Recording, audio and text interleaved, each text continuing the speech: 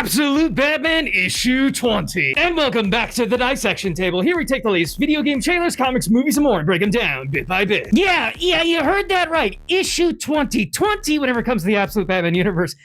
His part of the universe anyway. But yeah, 20? We're really moving along with these. Before kicking things off, don't forget if you need to get caught up and you missed the previous issues, you can find them right over here on the TikTok wing of the Asylum, or check out the description down below and you'll find two links that'll lead you to the YouTube wing of the Asylum where we have a dedicated playlist of all the TikToks I've made on the Absolute Batman comic run, and the other link that'll lead you to the Kick wing of the Asylum where we try to go live over on Kick every day Central Time at 7 p.m. So now without further ado, issue 20 kicks off with the whole entire reveal of a particular cave underneath a particular mansion. You might be thinking Bruce Wayne, but no. As we, venture on down into the whole entire little basement, we see someone laughing pretty hysterically. Laughing at all of the destruction caused by Bane, all the misfortunes for Batman, and yeah, you probably already guessed who's laughing his butt off. Absolute Joker, and I have no words. Now, picking up where we last left off with the previous issue, unfortunately, Bruce Wayne Batman, he's kind of not in the greatest of mindsets. All while Gotham City is seemingly being assigned its brand new protectors by the Robin program. Mayor Hill goes on to prop up all these kids who have basically been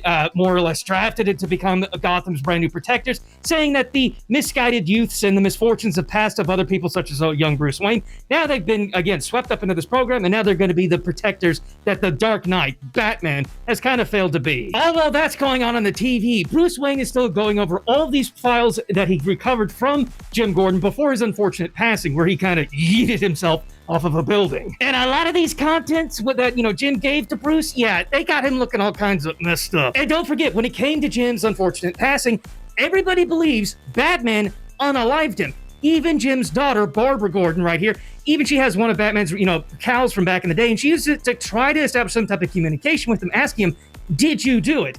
Obviously, he didn't, and he's lost in his mind because he's still keeping a keepsake of Jim Gordon, his coat right here, the only thing he was able to save. Now, come to find out, Bruce has been locked up behind this door in this room for quite a while, and even Alfred's like, kid, I'm gonna need some kind of sign of life, otherwise we're coming in.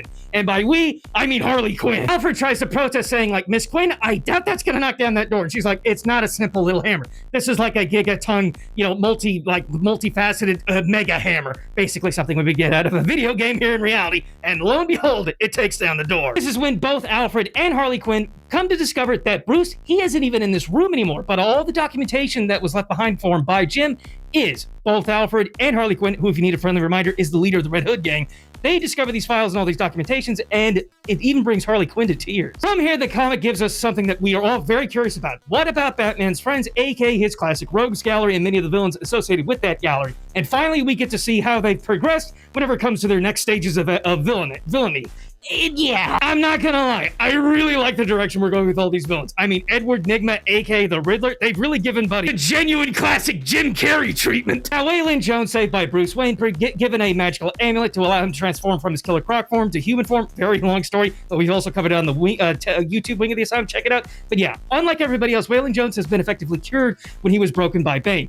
Edward Nygma, not so much. Now, Waylon is here to kind of sympathize with him, catch up with Edward Nygma, and he's like, buddy, when I'm talking to you, you can at least look at me. And that's when it's revealed that this cable connected to Riddler's brain seemingly has him hooked up to the entirety of the internet. And he's like, buddy, I am looking at you. Waylon, again, is trying to sympathize with Edward Nygma right here, basically saying, buddy, we're all busy, we're all kind of occupied. And that's the key word right here, occupied. And Edward Nygma's like, yeah, we're all occupied. Let me show you. Get to see Harvey Dent, aka Two-Face, really embracing the whole entire Two-Face persona, suit, and everything. And rather than the classic coin, it's a casino chip. Not too familiar with the lore there, other than the fact that all these guys got together to play a little bit of poker when they were all still friends. So, and we do have confirmation Two-Face is going to be going the Punisher route. The Punisher of the Absolute Universe. That's going to be exciting to see. And then right over here, we also see Oswald Cobblepot, aka the Penguin, fully embracing the whole entire mob boss persona and everything, because even with all these security cameras, he's also aware that he needs to be speaking in code. And obviously, based off of everything said here, yeah, he's gone full Penguin mode. Now, after all this back and forth between Waylon Jones and Edward Nygma, Riddler goes on to explain, look, pal, unlike you got fixed, okay? Everything for you is hunky-dory. For us, we kind of got broken. And, Edward Nygma goes on to explain, his whole brain is everything. His brain, even though he's done repairs, it's not the same. And he's like, buddy, you're not like us. But that's when Waylon Jones shows his eyes. He's like, yeah, actually, I can kind of sympathize with you. I kind of went through something of my own. And I love the fact that the friendship between all of these, classically, these villains of Batman were, in fact, childhood friends. And Waylon Jones actually does seemingly get through to Edward Nygma a little bit right here. He asks him, just for the sake of argument, what are we going to do about Bruce? What are we going to do about, aka Batman? So maybe, just maybe, Edward Nygma might just be as much of an ally to Batman as Waylon Jones is, Killer Croc. Fingers crossed. Now we catch up back with Batman, where exactly he went whenever, obviously, Alfred and Harley Quinn weren't able to find him. This is where things get interesting. As it turns out, Batman is on his way to Blackgate Prison to pay a visit to Joe Chill. Friendly reminder, Joe Chill in the Absolute Universe did eliminate Bruce Wayne's father, but not his mother. Martha Wayne, she's actually a secret member of the Court of Owls. Again, we've covered that over here on the TikTok wing and the YouTube wing of the Asylum. But again, Batman is here to pay a visit to Joe Chill, and he goes on to explain, you need to say something. Because as it turns out, the files provided to Bruce Wayne by Jim Gordon actually reveal a little bit of a connection of the event of what took place at the zoo, the childhood unfortunate event that took Bruce Wayne's father from him when Joe Chill showed up and did what you expect Joe Chill to do and took, unfortunately, Bruce's father away from him. This tragic event that happened all the way back in issue 1. And Batman goes on to explain that the files actually incriminate Joe Chill as he, as it turns out, was some kind of pawn of some type of grandiose plan that involved the whole entire incident that took Bruce's father away from him. Like this was planned, this was orchestrated, and again, that Joe Chill was some kind of pawn in all of this. Now, Batman, he's furious, and he wants Joe Chill to say, it's a lie. Tell me that this isn't true. And obviously, Batman's upset, but that's when, lo and behold, Absolute Scarecrow shows up inside Joe Chill's cell. Also, if my pretty face pops up, it's because Scarecrow's usually smoking a little bit of a ciggy. Now, overly complex dialogue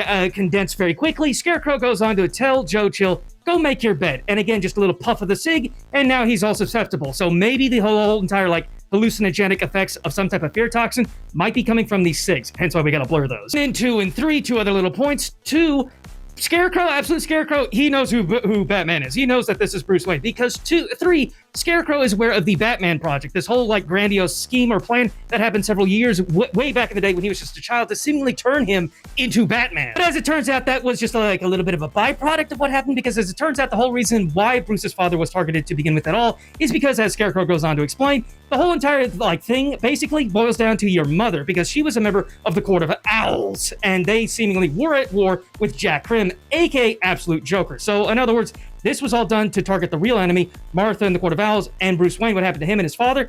It was just they just got caught in the proverbial crosshairs. We're getting crunched on time, so unfortunately we'll have to break this into a part 2. So if you want to find out what happens to Absolute Scarecrow and the grand conclusion of this particular issue of Absolute Batman, issue 20, and what we got planned for the TikTok wing and the YouTube wing of the Asylum this month, yes, we've got a whole entire brand new adventure kicking off this month. So if you're excited, please make sure to give me a follow, like, and a comment over here. And definitely make sure you hit that follow right over there so I can continue to keep you informed on all things video games, trailers, comics, movies, and more. But I hope you all enjoyed and hope to see y'all in the next one.